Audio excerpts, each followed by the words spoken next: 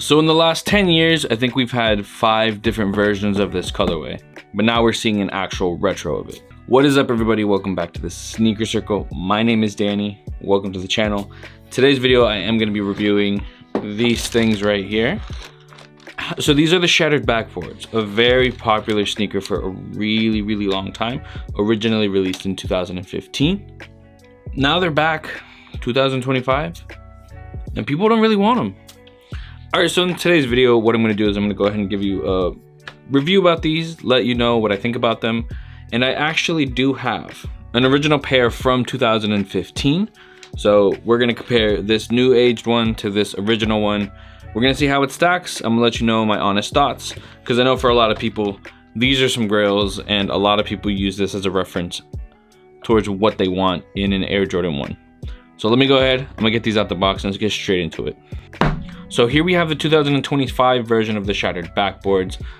I don't honestly know if this wasn't retro we needed, especially with the amount of Starfish sale Air Jordan highs and lows that we've seen in the last decade. But here we go. This is the original colorway that started it all for everybody. I managed to get my pair directly from Sneakers, so $180, which is what retail is now for a pair of Air Jordan 1s. This is revamped to the newest silhouette, the newest OG high silhouette, I might say. These are supposed to be a little more wide foot friendly. These are supposed to be a little bit more comfortable, but for some reason there's something about this model or this new shape that I just don't like as much. So the biggest difference is they actually gave us a themed box. This is exactly like the insole for both this 2025 pair and the 2015 pair. It has that orange that the shattered backboards are really known for. All right, so looking at the shoe, just like the first one, we have a tumbled leather upper right here, tumbled leather in the back right here for this Starfish orange. I'm gonna try to color match this as best I can, just so you guys can see what the orange looks like versus the pair from 2015. I can be honest, the leather on these is just like any other Air Jordan 1 you've been getting in the last 2 years, I think it is. Not the most impressive. I do think it's not as soft as the original pair. I know a lot of people have opinions about that, but I'm telling you right here with both pairs in hand, and I'll show you. Toe box, we're seeing that Starfish orange on the toe. Right there, we still have that. It's supposed to be sail, but it's really just, I think it's just white. It just looks like a newer version of the 2015 pair, which is fine. One thing I did notice that they changed is they changed the actual black leather. So when it comes to that pair from 2015 and a lot of the pairs from 2015 to, like, let's say I think 2020, is that they just use this standard black leather on this one. This one actually feels almost like a more processed leather, so I'm gonna get as close as I can. You can actually see a little bit more details in the leather. If you're familiar with leathers, I think that's supposed to indicate that it's higher quality leather, but it still just feels like a cheaper leather coated in some plastic. So it still has that kind of plastic stiff feeling, and that's something about these shoes, and I think most Air Jordan 1s now, that they start off incredibly stiff. Now, I haven't owned one of the new pairs. I have Unions, but I haven't really broken them in yet. They just feel a little stiff, if that makes sense. So back with that quality control from Nike, that same leather that I was talking about right here is also on the swoosh. So now even the swoosh looks textured. It looks almost like it's tumbled as well. And then when we look at the pair from 2015, it's a little smoother. The really good leather is reserved to this back portion right here. This is also a very smooth and soft leather. Same for the toe box. These also did come with an extra pair of laces, so orange. It looks like the same laces you got with Undefeateds. And I wanted to show you, so the design on the box is that famous design on the inside. I'm probably not gonna be able to get it, but it's the shattered backboard. I might be able to get it with this one. Yeah. So same insole as the 2015s, nothing's really changed there. So I didn't buy this pair for me. I actually have a friend who's been looking for a pair of shattered backboards. Realistically, it makes more sense to actually get this new 2025 retro, which is gonna be basically what I agree with. So if you don't have a pair of shattered backboards, you've always wanted a pair, this is a good alternative. Just pick these up. I think even some places you're able to get them under retail. That's exactly what we were able to do for my boy. I managed to get these for him because he's not the most on top of sneakers, but you know, you gotta live your life. So luckily I was able to grab these for him, but I will not be throwing these on feet because they are his. So no on foot for this video. 180 retail. Pretty much, I think it's still available on Sneakers, and you are able to find them in some of the boutiques even for sale, I think JD ran a pretty good sale for them. So I'm gonna go ahead and get these just off to the side here, just so we could take a look at 2025 versus 2015. All right, off rip, I do think they did a pretty good job. So this pair right here, OG, this is the retro. I did see a lot of people saying that the colors were a little bit off, but I gotta be real with you, it's pretty close. Considering this is a decade old, it's pretty close. I mean, if I look at the back, I can kind of see a bit of a difference, nothing too crazy. I think the new ones just look a little more vibrant, but again, that could just be that these are 10 years old. Taking a look right here, the only thing that's really different is that they stuck with this white here versus giving us that sail. I don't think this is due to age. I honestly think that this is just them being a little lazy with the colorways. These are still labeled black sail Starfish, so I did expect them to actually try to color match that, but they did not. So here's what that looks like.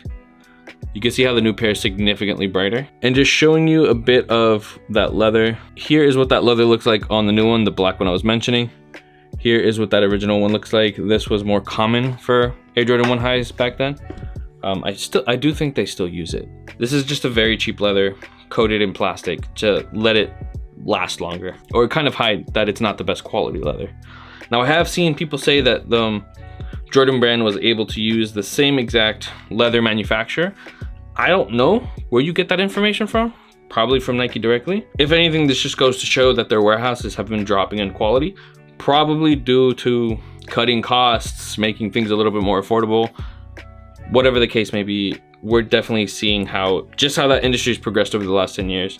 And I know these newer Air Jordan 1 models are supposed to be better, but on foot, they just don't feel better. And there's something to do with this leather that the OG pair right here, it just has a softer feel to it. And I don't think it's because it's like older. I don't think it's because it's broken in. It just inherently feels a bit softer. And that's, I don't know, that's kind of crazy. And I think one of the worst things when it comes to these like really big general releases is that Nike and Jordan brand are known to be a bit sloppy. So like right here on this new 2025 pair, you see all those stains right there. I'm gonna see if it's cleanable before I send it to them. If not, I'm gonna ask Nike for a discount. I think this is just a big case where this colorway didn't need a restock. It didn't need a retro. It's cool for the people that want a pair of shattered backboards in their lives and don't have a pair, but there are also so many other chances to get pairs of the same colorway. We had the 2.0s, we had the 3.0s, we had the women's release, we had the lows, we had options, actual options. I think we even had a pair of 4s that used that Starfish shattered backboard-esque color block. And I do think that's another layer on top of it. If we didn't see 5-6 different iterations of this colorway in the last 10 years, this retro would have hit a lot better, in my opinion. All this could just be a salty man, because these were my grail for a really long time. And I had to trade, I think, over $500 worth of sneakers to actually get this pair like a year, 2 years ago. So seeing them retro in 2025 and just sit, a little bittersweet. But I mean, it is what it is. I do feel like with Nike, nothing is truly safe anymore. Just wear your shoes, buy what you like, sell if you know you're not gonna like them. Don't even stress about it. Money's temporary. All right, last little look around, 2025 versus 2015. I'm gonna try to catch it on video, but these are also a little bit shinier for some reason. I don't know what that leather looks like. This is the OG pair, this is the new pair. I do think this is just a little bit lighter. I don't know, those OGs just have this nice tint to them throughout the whole sneaker. It could just be age, but I just think it's nice. Here is what that sole looks like. This is gonna be a hard sell because one's obviously used. Tongues look exactly the same. These are both a size 10.5. I do think the shape is roughly the same back here from the looks of it. So you're not seeing too crazy of a bowing on this new pair. It still has what it would originally be. But as you wear them, it like spreads out. I do wanna know what you guys think about these. Is this a retro that is well-deserved? Was this something maybe Nike should have shelved? Because, you know, this just shows that maybe all those really nice colorways that once released aren't safe from releasing again. I liked how Undefeated still felt a little bit limited, a little bit like hard to get. There was a chase. That's actually how these released. Boutiques had them. Sneakers / Nike didn't really drop a ton of them. I think it was just sneakers. Foot Locker, Foot Action actually didn't have any. I think only Champs had. and it was just super hard to get a pair of these. The way my boy got his original pair is I had to hit him up and tell him, hey, you're right next to Shoe Gallery and we're doing raffle tickets right now. I couldn't go, it was too far. It would have been just a wasted trip. But he was able to get his size, and then he had to sell them. Luckily, now he has a 2025 pair on the way. So in that aspect, I'm gonna give him my respects. If this is a shoe you've always wanted, go out, buy them. You're gonna be happy. Like, hands down, you're gonna be happy. If you're someone who owns the original, or even a 2.0, a 3.0, or even just the lows, you don't need these. You don't need these. The price of these is probably gonna come crashing down, or already has. I haven't dared to check. But once that happens, you could just get yourself a nice 2015 pair. Air Jordan 1s are fantastic when it comes to age and like being wearable for another decade to come. All right, normally in the video, this is where I would throw them on feet, but I am not gonna do that because I'm about to box these up and ship them out tomorrow. Love you, my boys. Thank you for tuning in. Thank you for checking out the video. Let me know what you think down below. I don't think a lot of people are gonna click into this, but that's fine. It's fine. I'm gonna see you guys in the next one. It's gonna come soon. Peace.